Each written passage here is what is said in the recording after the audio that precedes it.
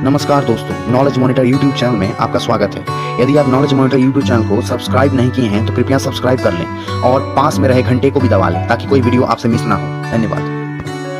आज हम आपके लिए लेकर आए हैं कुछ ऐसी ही जानकारी, क्योंकि कई बार अनजाने में और कभी जानबूझकर कुछ ऐसे केमिकल्स या ड्रग का सेवन कर लिया जाता है जो शरीर के लिए पॉइजनस होते हैं और अगर इन्हें समय रहते क्योर ना किया जाए तो ये जानलेवा भी हो सकते हैं। ऐसे पॉइजन को शरीर से निकालने के लिए एंटीडोट्स की मदद ली जाती है। इसी तरह बहुत सी बीमारियों से बचाव के लिए वैक्सीन भी लगाए जाते हैं और आपने भी वैक्सीनेशन जरूर करवाया होगा।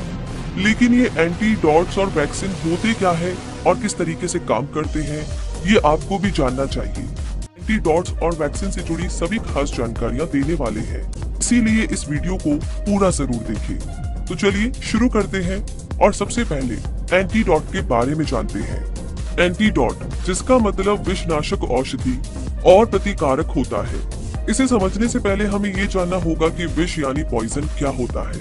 पॉइजन ऐसे सब्सटेंस होते हैं जिन्हें लेने से इंसान के किसी ऑर्गन को नुकसान पहुंच सकता है और जान भी जा सकती है। ये पॉइजन की प्रकृति और उसके अमाउंट पर डिपेंड करता है कि वो कितना घातक साबित होगा। एंटीडोटा प्रतिकारक ऐसे एजेंट होते हैं जो पॉइजन के इफेक्ट को कम करने और खत्म करने का काम करते हैं। जब कभी अनजाने में या जानबूझकर के ऐसा कोई सब्सटेंस हमारे शरीर में चला जाता है जो कि पूरे शरीर पर या शरीर के किसी ऑर्गन पर हार्मफुल इफेक्ट डालता है, तब एंटीडोट की मदद से उस पॉइजन के इफेक्ट को न्यूट्रल करके खत्म किया जाता है। ये एंटीडोट्स ऐसे ड्रग या केमिकल होते हैं जो शरीर में हार्मफुल ड्रग या पॉइजन के अब्जॉर्प्शन को रोकते हैं ताकि वो आगे चलकर के ब्लड में मिक्स ना हो सके और उसके साइड इफेक्ट को रोका जा सके। हम इसे एक एग्जांपल से समझते हैं। एक्टिवेटेड चारकोल यूनिवर्सल एंटीडोट होता है। जब कोई व्यक्ति किसी वजह से कोई पॉइजनस सब्सटेंस ले लेता है तो उस पॉइजन को ब्लड में घुलने से रोकने के लिए एक्टिवेटेड चारकोल का यूज किया जाता है। उसके बाद वॉमिट के जरिए एक्टिवेटेड चारकोल को शरीर से बाहर निकाल दिया जाता है। ऐसे बहुत से एंटीडोट्स होते हैं जो अलग अलग पॉइजन के इफेक्ट को मिटाने के लिए इस्तेमाल किए जाते हैं, जैसे चारकोल, एट्रोपाइन, सोडियम बाइकार्बोनेट और विटामिन के। तो एंटीडोट्स जो होते हैं वो 4 टाइप के होते हैं। पहला है फिजियोलॉजिकल एंटीडोट्स।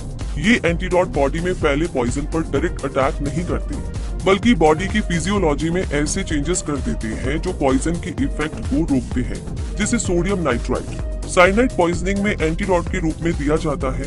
ये एंटीडोट हीमोग्लोबिन को मेथिओग्लोबिन में कन्वर्ट कर देता है, जो साइनाइड से बाइंड होकर के नॉन टॉक्सिक साइन मेथोमोग्लोबिन बना देता है और इस तरीके से पॉइजन का असर रुक जाता है। दूसरा है केमिकल एंटीडोट्स। ये एंटीडोट्स पॉइजन पर डायरेक्ट अटैक करते हैं और उसकी केमिकल नेचर को इस तरीके से बदल देते हैं कि पॉइजन नॉन पॉइजनस सब्सटेंस में बदल जाता है, जैसे सोडियम थायोसल्फेट, जो टॉक्सिक साइनाइड को नॉन टॉक्सिक थायोसाइनेट में कन्वर्ट कर देता है और इस तरीके से पॉइजन का असर खत्म हो जाता है। तीसरा है mechanical antidotes. Mechanical antidote blood में पॉइजन के अब्जॉर्प्शन को रोकता है, जैसे एक्टिवेटेड चारकोल, जो स्टमक से सारे पॉइजन को अब्सॉर्ब कर लेता है और पॉइजन ब्लड में जाने से रुक जाता है।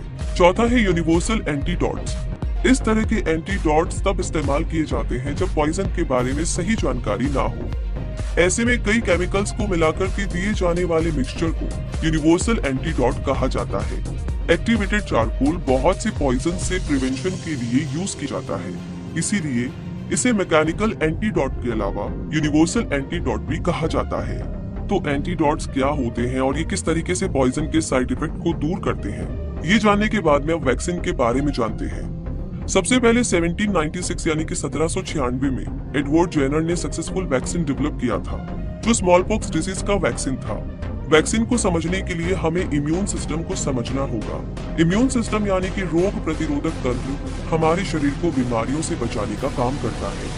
जब भी कोई हार्मफुल बैक्टीरिया या वायरस हमारे शरीर में एंटर करता है तो हमारा इम्यून सिस्टम इन्हें खत्म करने के लिए एंटीबॉडीज बनाता है और बीमारियों को शरीर से दूर कर देता है। लेकिन कई बीमारियां ऐसी होती है जिन्हें दूर करने की क्षमता, दूर करने की कैपेसिटी हमारे इम्यून सिस्टम में नहीं होती है। ऐसे में शरीर को कुछ बीमारियों से बचाने के लिए इम्यून सिस्टम को स्ट्रॉन्ग बनाने के लिए वैक्सीन यानी कि टीका लगाया जाता है।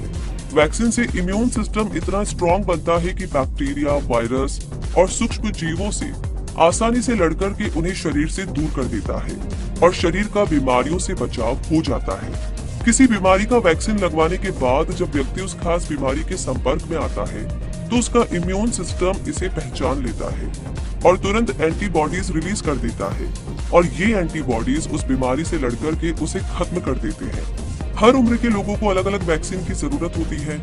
बहुत सी खतरनाक बीमारियों से बचने के लिए वैक्सीन लगाया जाता है, जैसे chicken pox, diphtheria, flu, hepatitis A, hepatitis B, खसरा, पोलियो और काली खांसी। कुछ बीमारियां ऐसी भी होती है जिनके लिए पहले से वैक्सीन लगवाने की जरूरत नहीं पड़ती है, लेकिन अचानक वैक्सीन लगवाना पड़ सकता है, जैसे रेबीज, एंथ्रेक्स और जापानी एन्सेफेलिटिस। आगे बात करते हैं कि वैक्सीन किस तरीके से बनाया जाता है। सबसे पहले ऐसे ऑर्गेनिज्म तैयार किए जाते हैं जो एक विशेष बीमारी को पैदा करते हैं। इन्हें पैथोजन कहते हैं और ये पैथोजन वायरस या बैक्टीरियम होते हैं। इन्हें लेबोरेटरी में बड़े स्केल पर पैदा किया जा सकता है। इसके बाद पैथोजन में कुछ चेंजेस किए जाते हैं ताकि ये क्लियर हो जाए कि ये पैथोजन खुद कोई बीमारी पैदा नहीं करेगा। इसके बाद पैथोजन को स्टेबलाइजर्स और प्रिजर्वेटिव के साथ मिलाकर के वैक्सीन की डोज तैयार की जाती है और फिर वैक्सीन लगाया जाता है। लेकिन वैक्सीन बनने में कई महीने और कई साल भी लग सकते हैं। ये डिपेंड करता है कि किस टाइप की डिजीज है और किस लेवल पर है। वैसे पूरी दुनिया में इस टाइम तैयारी की जा रही है कोरोना वायरस के अगेंस्ट वैक्सीन बनाई जाने की और पूरी कोशिशें जोर शोर से चल रही है। उम्मीद करते हैं कि वैक्सीन जल्दी ही आए ताकि मानव जाति का भला हो।